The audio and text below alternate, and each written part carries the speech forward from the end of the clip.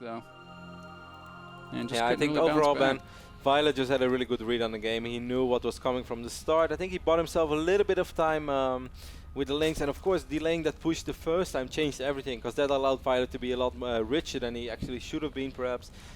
Just overall a really textbook play, counter with roaches against Mac.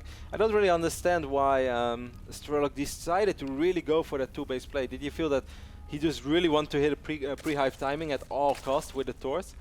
Two-base play? Yeah, after he lost his third base. Well, he was kind of... Like he never tried to rebuild it. He didn't lose. He wasn't going to come back. He could have never built back up, though.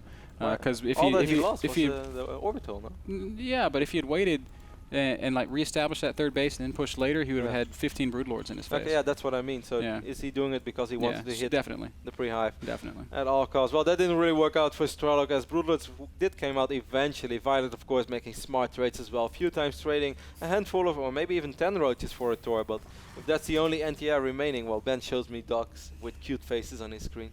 That was not what was on his screen before that. That was also cute, but wasn't a dog. Ain't that right, Mr. Bitters? I don't know what you're talking about, Kev. Yeah, I know what I'm talking about. Strelok right now looks like he wants to play Gasless Fast Expand. Violet looks like he's playing the most standard style possible, as he has gone hatch first once more. And one of the great things about Violet's play is just how incredibly open-ended it is. He can do anything. He really became prominent and was sort of made famous for hyper-aggressive and being a little bit, for his hyper-aggression, for being a little bit cheesy. But he's developed so much since then.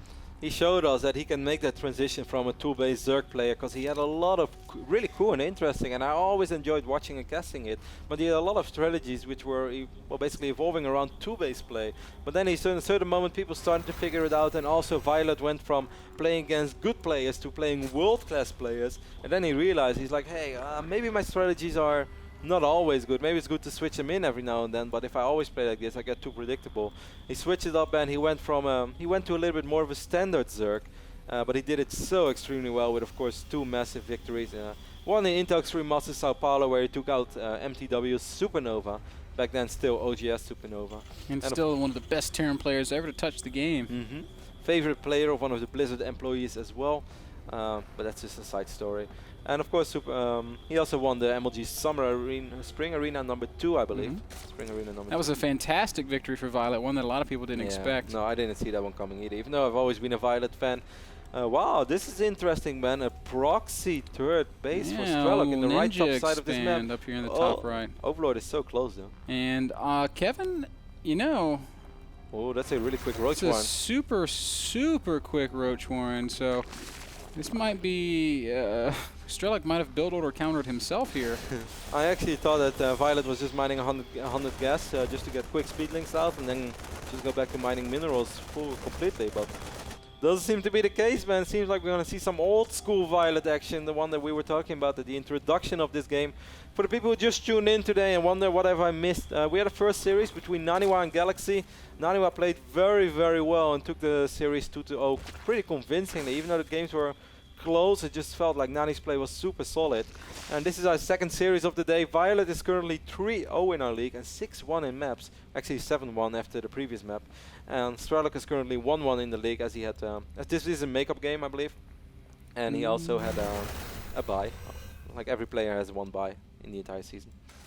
Strelok does take the Zelnaga Tower. It's going to buy him a little bit of time when those roaches cross the map, but just how much? He doesn't even have a bunker in his natural. And look at Violet, man. He's sending in that Overlord right now, and he's like, oh, I kind of like what I see over here. Oh, wow. For a second, I thought that starport was a 4th command center. That would have been terrible news. This is terrible for Strelok already, though, Kevin. He doesn't have a tech lab on that barracks. If he starts one now, it'll still be too late. He does see these roaches. Immediately drops the bunker, but he doesn't. As I said, he doesn't have a tech lab. He doesn't have any tech lab. Not on that barracks. He doesn't have it anywhere. So he's not in a position to produce Marauders. Violet completely unaware of this base in the right top side of this map. But that's probably the best thing that could have happened to him. And yeah, all that Strelok can hope for is that. Violet's going to walk right up the ramp. Will he be able to bust through? Is the question we're all asking ourselves right now. Strelok is building that bunker, and that SCV seems on target right now. So much damage. Focused down. Wow, that's terrible. And that might just be curtain. Strelok is frantically trying to get a tech lab up on his starport in hopes that a Banshee coming out will allow him to eventually stabilize. Yeah, but the losses are going to be so big, Ben. It's already 25 SCVs against 43 drones. And these roaches, they are far from done. There's a lot of roaches still quite low, quite high on HP. And so many SCVs are falling. Oh, Strelok, this is almost irrecoverable position, Kevin. It Maybe would be irrecoverable if not for that base in the top right that Violet still doesn't know about. Of course, he would have taken a lot less damage if he wouldn't have had that base. He would have, but he's got triple orbital. And Kevin, let's not, I'm not trying to sugarcoat it here. This is bad. This is really bad for Strelok. He is in an awful position. I know you like sugarcoats, man. But with 3 bases with triple orbital, there's a chance. Well, the Spire is in production for Violet, and that's actually pretty much perfect as well. He does need to create a little bit of a wall, because otherwise these Hellions, they pose pretty serious threat, Ben. As Violet right now has absolutely 0 units on the map. Violet, Ben, he could end up losing so many drones if Strelok just decides, okay, 20 links are in production. Speed is not ready yet.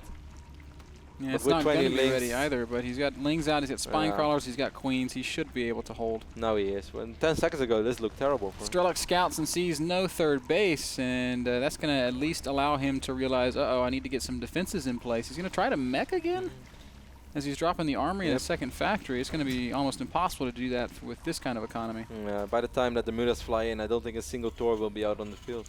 Here comes Violet. Ling's going to pop in on these Hellions from every possible angle, and Strelok, man, just can't catch a break. He does spot this fire. He sees it, but that doesn't mean he can necessarily do anything about it. No. 6 mutas in production for Violet. And all the Hellions fell as well, so we can immediately see Violet producing some additional links. Ben, he already has 11.